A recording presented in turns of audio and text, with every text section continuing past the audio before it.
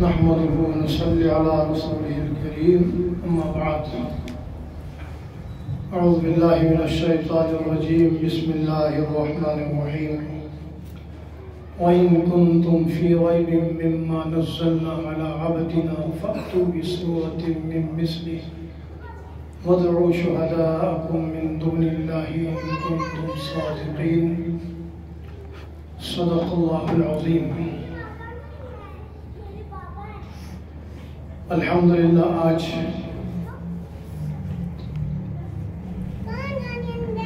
میرے بڑے بھتیجے کے بڑے بیٹے کا حفظ قرآن کریم مکمل ہوا، جس کی خوشی میں، جس کی دعا میں شرکت کے لیے آج ہم یہاں اکٹھے ہیں۔ قرآن کریم چونکہ اللہ کا کلام ہے، قرآن کے علاوہ دنیا میں اللہ کا اور کوئی کلام نہیں ہے۔ اب بعض حضرات کے ذہن میں یہ بات آ رہی ہوگی، کسی کے ذہن میں آ گئی ہوگی، اگر نہیں بھی آئی تو میں یاد دہانی کراتا ہوں۔ آپ کہیں گے قرآن کے علاوہ پہلے بھی تو آسمان سے کتابیں نازل ہوئی ہیں اللہ کی طرف سے، مگر یہ بات یاد رکھنی چاہیے، قرآن کریم سے پہلے جتنی بھی کتابیں نازل ہوئی ہیں وہ ساری کی ساری اللہ کی کتابیں تو ہیں، اللہ کا کلام نہیں ہے۔ اللہ کی کتابیں تو ہیں، اللہ کا کلام نہیں ہے۔ کتاب اور کلام میں فرق ہے۔ کتاب جس طرح بندہ لکھتا ہے، فلاں بندے کی کتاب، اس کے ساتھ منسوب ہے، اس کے تخیلات ہیں اور تصانیف ہیں، تالیفات ہیں، کتابیں، مگر وہ مواد اکٹھا کر کے لکھتا ہے، اس کی اپنی صفت نہیں ہوتی، اور جو کلام ہوتا ہے وہ متکلم کی صفت ہوتی ہے۔ تورات اللہ کی کتاب ہے، زبور اللہ کی کتاب ہے، انجیل اللہ کی کتاب ہے، اور صحف ابراہیم اور موسیٰ دیگر انبیاء پر نازل ہونے والی اللہ کی کتابیں ہیں، مگر ان میں سے کوئی بھی اللہ کا کلام نہیں ہے۔ اللہ کا کلام صرف قرآن کریم ہے جو اللہ نے اپنے محبوب صلی اللہ علیہ وسلم پر نازل فرمایا۔ اور دوستو، آپ نے دنیا میں بڑے بڑے ڈگری ہولڈروں کو دیکھا اور سنا ہوگا، مگر میں قسمیہ حلفیہ گارنٹی کے ساتھ کہتا ہوں کہ ساری کائنات کی ساری ڈگریاں قرآن کریم کے مقابلے میں کوئی حیثیت نہیں رکھتی۔ کسی ڈگری کا تعلق کسی فن سے ہوگا، کسی ڈگری کا تعلق کسی فن سے، اس ڈگری سے متعلق کتابیں بنانے والے انسان ہوں گے۔ قرآن اللہ کا کلام ہے، قرآن سے بڑا کوئی کلام نہیں، قرآن بھیجنے والے متکلم سے بڑا کائنات میں کوئی متکلم نہیں۔ تو اللہ کے کلام کی ڈگری جس کو حاصل ہو تو اس سے بڑا کائنات میں ڈگری ہولڈر کوئی ہو ہی نہیں سکتا۔ اس لیے لوگ اس بات پر بڑا فخر کرتے ہیں، خوش ہوتے ہیں کہ ہمارے خاندان کے فلاں نونہال نے، فلاں نوجوان نے پی ایچ ڈی کی فلاں مضمون میں، تو پی ایچ ڈی کی تو کیا کمال کیا بھائی، وہ تو سارے کرتے ہیں۔ اس پر بڑا فخر، بڑی خوشی۔ آپ ساری کائنات کے سارے پی ایچ ڈی، سارے ایم فل، سارے ڈاکٹر اور سارے سائنسدان اکٹھے کر کے ایک آدمی کی بخشش اور نجات کا ذریعہ اور وسیلہ نہیں لے سکتے، نہیں بنا سکتے، کہیں کوئی گارنٹی نہیں ہے۔ یہ اللہ کا وہ کلام ہے، اس کے ساتھ جو جڑ جاتا ہے، جو اس کی ڈگری حاصل کرتا ہے، اللہ اس ڈگری ہولڈر کو دونوں جہانوں کی کامیابی کی گارنٹی اور ضمانت دیتا ہے۔ اس لیے پیارے بھائیوں اور عزیز دوستوں، ایسی ڈگری حاصل کرنے کی کوشش کرو اور اپنی اولاد کو ایسی ڈگری حاصل کرنے کی کوشش کرو اور اس کا وسیلہ اور ذریعہ بن جاؤ جس میں دونوں جہانوں کی کامیابی کی گارنٹی اور ضمانت ہو۔ اب آپ مجھے بتائیں، ایک بچہ دنیا کی سب سے بڑی ڈگری لے لے، پی ایچ ڈی کر لے اور فلسفی کی آخری ڈگری لے لے اور ادھر میڈیکل لائن کی آخری ڈگری لے لے، سائنس کی لائن کی آخری ڈگری لے لے، اس ڈگری کے حاصل کرنے کے بعد آخرت تو رہی اپنے گا، اس کی دنیا کی کامیابی کی کوئی ضمانت اور گارنٹی ہے؟ مگر قرآن کریم کو سینے سے لگانے والے کے لیے اللہ نے دونوں جہانوں کی کامیابی کی گارنٹی اور ضمانت دی ہے۔ آج تک آپ نے بڑے بڑے ڈگری ہولڈروں کو خودکشیاں کرتے ہوئے دیکھا نہیں تو سنا ضرور ہوگا، مگر کائنات کی تاریخ میں آج تک کسی حافظ قرآن، عالم قرآن کو خودکشی کرتے ہوئے آپ نے نہیں سنا ہوگا۔ بڑے بڑے ڈگری والے بھوکے مرتے ہوئے آپ نے دیکھے ہوں گے، دیکھے نہیں تو سنے ہوں گے، مگر خادم قرآن الحمدللہ کبھی بھوکا نہیں مرا، اگر زیادہ کھا کے مرا ہوگا تو الگ بات ہے۔ تو قرآن کریم کے ساتھ جو منسلک ہوتا ہے اللہ اس کو دونوں جہانوں کی کامیابی کی ضمانت اور گارنٹی دیتے ہیں۔ اور جو بچہ قرآن کریم کا حافظ اور حامل ہے اس کا اپنا مقام اور مرتبہ تو اپنی جگہ پر، جو والدین بچے کو قرآن کریم کے حفظ کروانے کا ذریعہ اور سبب بنتے ہیں، اللہ کے سچے محبوب صلی اللہ علیہ وسلم نے ارشاد فرمایا قیامت کے دن اللہ کریم ان کے والدین کو، ماں باپ دونوں کو ایسا تاج پہنائیں گے ضوءه احسن من ضوء الشمس فی الحیات الدنیا، اس کی روشنی اس سورج کی روشنی سے کہیں زیادہ ہوگی جو والدین کو تاج پہنایا جائے گا محشر کے میدان میں۔ اور حافظ قرآن کے گھر کے ایسے 10 افراد جن پر بدعمالیوں کی وجہ سے جہنم واجب ہو چکی ہوگی، اللہ کریم حافظ قرآن کی سفارش و شفاعت سے 10 افراد کی شفاعت فرمائیں گے، جہنم کی سزا موقوف کر دیں گے، جنت ان پر واجب کر دیں گے۔ یہ حافظ قرآن کا صدقہ اور اس کے طفیل ہے۔ اور من قرأ القرآن فاستظہرہ وعمل بما فیہ، جو قرآن کریم زبانی یاد کرے اور اس پر عمل کرے، اس کے والدین کے لیے، اس کے گھر کے افراد کے لیے یہ صلہ ہے۔ اور پھر جو قرآن کریم خود حفظ کرتا ہے اس کے بارے میں فرمایا اللہ کریم قیامت کے دن اسے کہیں گے فرتقی ورتل کما کنت ترتل فی الحیات الدنیا، قرآن پڑھتا جا اور جنت کے درجات چڑھتا جا، اور ایسے ٹھہر ٹھہر کے صاف صاف خوبصورت انداز میں۔ ابھی آپ نے دیکھا بچے نے سنا، ختم قرآن کی دعا بھی سنائی، آپ نے سنا بہترین الفاظ میں الحمدللہ اچھے تلفظ کے ساتھ خوبصورت انداز میں پڑھا، تو فرمایا جیسے تو دنیا میں خوبصورت انداز میں تجوید کے ساتھ اما کنت ترتل فی الحیات الدنیا، ترتیل کے ساتھ تجوید کے ساتھ خوبصورت بنا بنا کے ٹھہر ٹھہر کے قرآن کریم پڑھتا تھا، ایسے ہی پڑھتا جا اور جنت کے درجات چڑھتا جا، جہاں تیری آخری آیت ختم ہوگی وہی تیرا بلند مقام اونچا درجہ ہوگا۔ اس لیے محترم بھائیو دوستو، انسان بنیادی طور پر لالچی ہے۔ ہر لالچ کرنے والے کو یہ لالچ کرنی چاہیے، یہ ڈگری میں حاصل کروں، میں حاصل نہیں کر سکا میری اولاد حاصل کرے، میری اولاد حاصل نہ کر سکی تو میری اولاد کی اولاد حاصل کرے، اور اصل کوشش تو یہ کرنی چاہیے اولاد حاصل کرے تاکہ قیامت کے دن وہ جو تاج پہنایا جائے گا وہ مجھے ملے، مجھے حاصل ہو جائے۔ ایک باپ اپنے باپ کے پاس گیا، ابا جان آپ کو مبارک ہو۔ باپ نے کہا بیٹا کس چیز کی مبارکباد؟ کہنے لگا میرے بیٹے کا قرآن کریم حفظ مکمل ہوا ہے، آپ کا پوتا ہے، میں اس لیے آپ کو مبارکباد دیتا ہوں۔ تو باپ نے کہا بیٹا یہ مبارک آپ کو ہے، میرے لیے نہیں ہے، کیونکہ قیامت کے دن تاج تجھے اور تیری بیوی کو پہنایا جائے گا، مجھے نہیں پہنایا جائے گا۔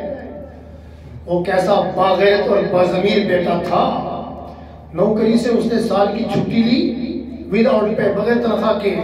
سال کے بعد اسی دن اسی تاریخ کو قرآن کریم حفظ کر مکمل کر کے مٹھائی کا ڈبہ لے کے باپ کی خدمت میں حاضر ہوا، ابا جان آپ کو مبارک۔ بیٹا کس بات کی مبارکباد؟ تیرا بیٹا حافظ ہو گیا ہے، قیامت کے دن نور کے منبروں پر سورج کی روشنی سے زیادہ روشن تاج اللہ تجھے پہنائے گا۔ ایسے باغیرت باضمیر اولاد بھی اللہ تعالیٰ دیتا ہے، دعا کریں اللہ ہمیں بھی ایسی باغیرت اور باضمیر اولاد عطا فرمائے۔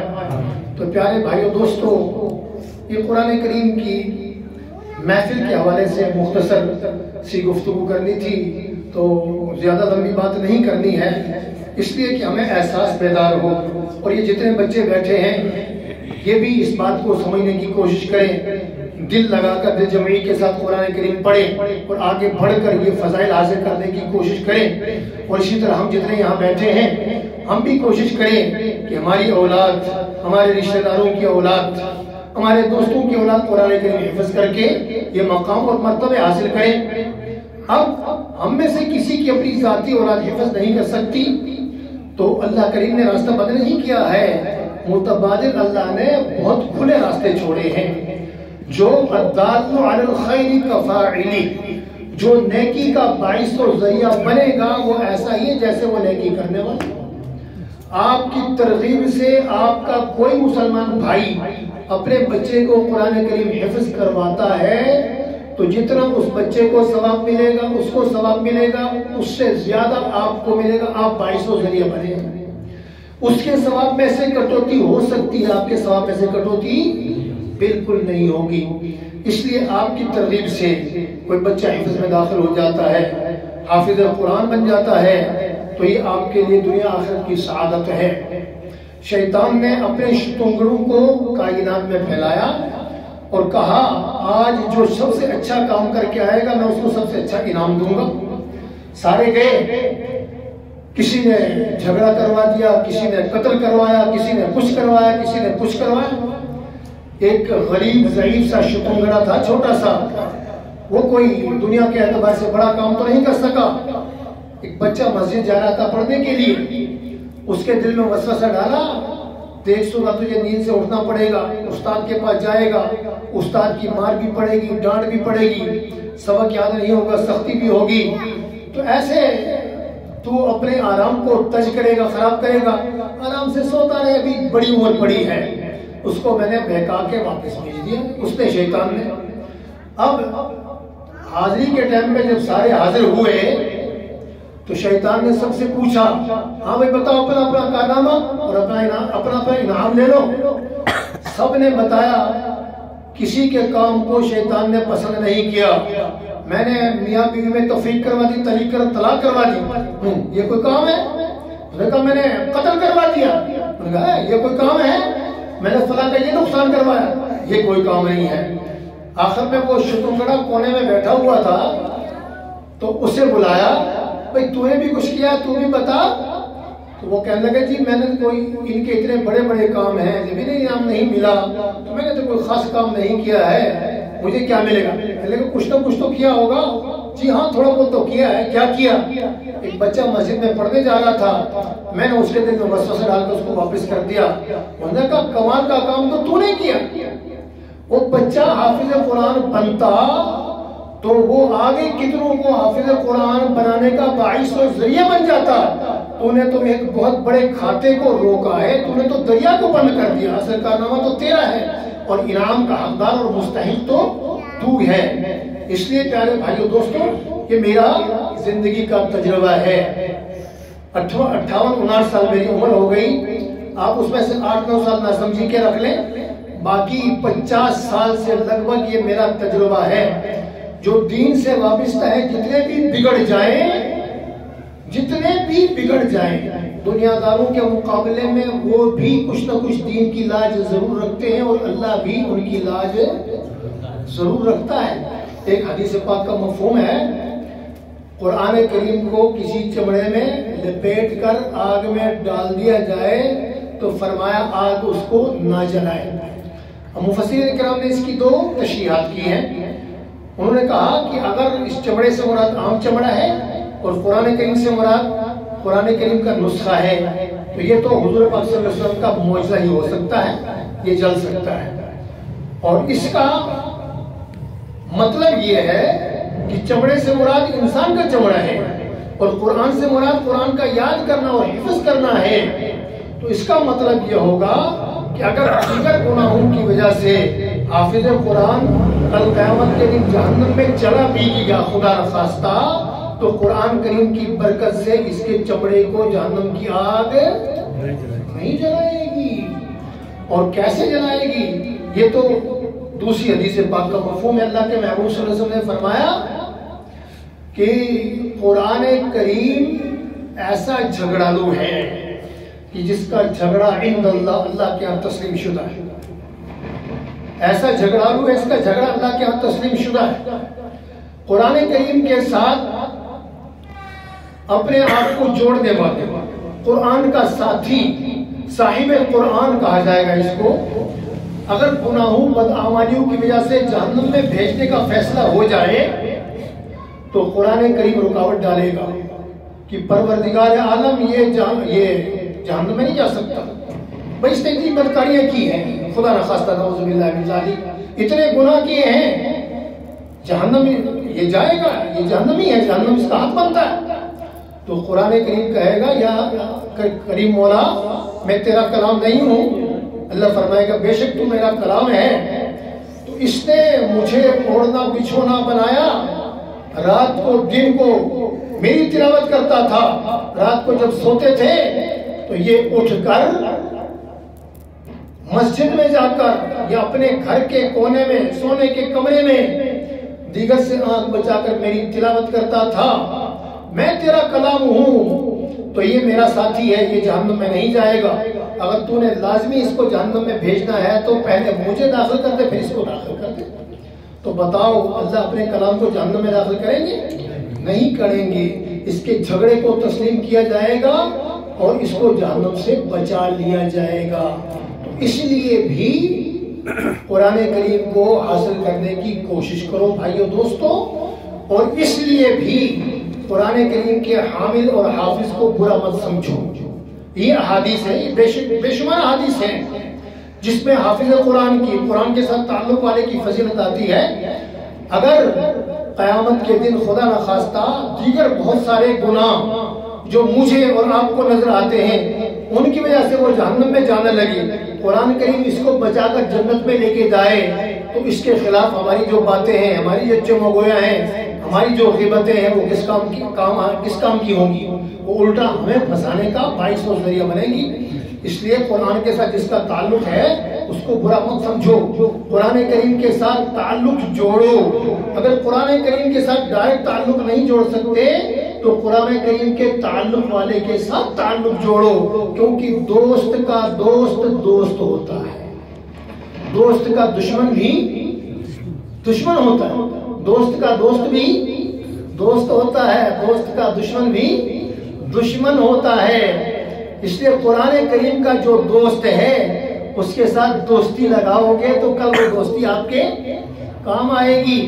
یہ بچے، ان کو آپ نے پیاس کی حالت میں ایک گلاس پانی پلایا، یقین جانو بڑی باتیں تو بڑی باتیں، ایک گلاس پانی پلایا، کل قیامت کے دن اللہ کریم ان کو حکم دیں گے جاؤ تمہارے تعلق والوں میں سے، تمہاری خدمت کرنے والوں میں سے کوئی جہنم میں ہے تو جا کے نکالو۔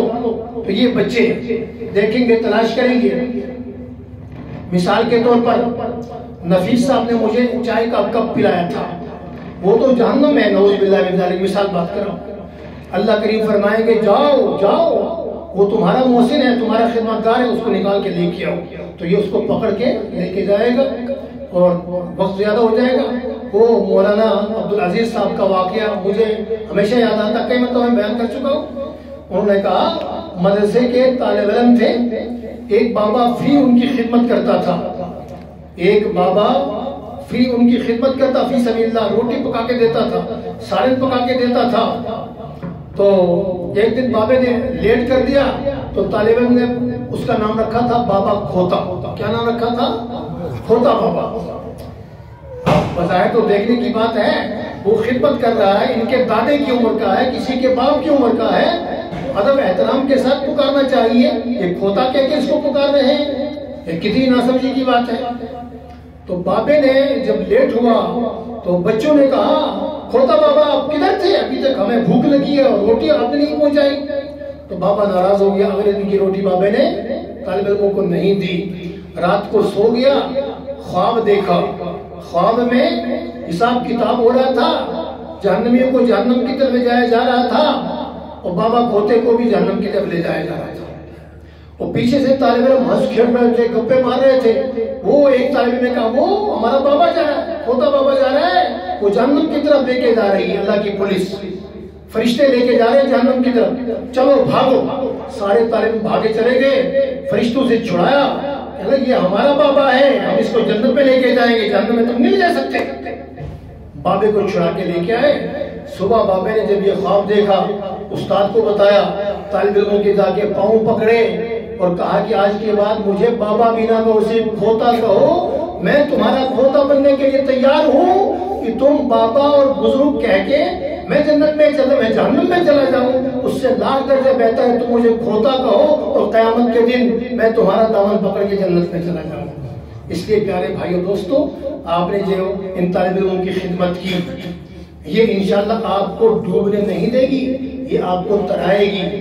تو دین والوں کے ساتھ، قرآن والوں کے ساتھ اپنی نسبت کو مضبوط کرو اور اپنی اولادوں کو، دوست احباب کی اولادوں کو قرآن کی طرف لانے کی کوشش کرو۔